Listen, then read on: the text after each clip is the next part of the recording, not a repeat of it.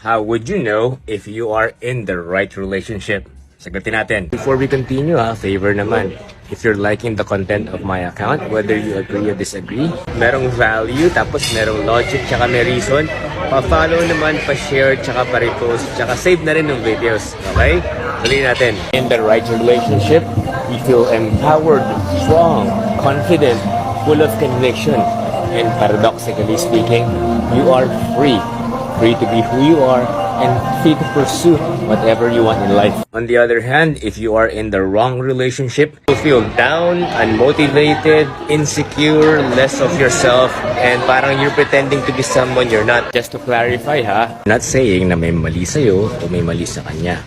Some personalities simply cannot coexist. My realistic advice, siguro bigyan niyo yung relationship niyo siguro mga 6 months to 1 year. Kasi magkakapaan pa kayo niyan, di ba? At saka naniniwala naman tayo na people can change. Be patient especially sa mga kabataan na medyo nagmamadali para maging successful yung relationship nila. Promise, totoo yung kasabihan na patience is a virtue. And when you think about it, everything successful from people to businesses, civilizations, those really take time. Ang ina-advise ko sa mga magkarelasyon, like what I do with my partner na ayaw niya, every quarter, periodically, meron kaming evaluation so to speak. Para kamustahin ba? Kamustahan lang.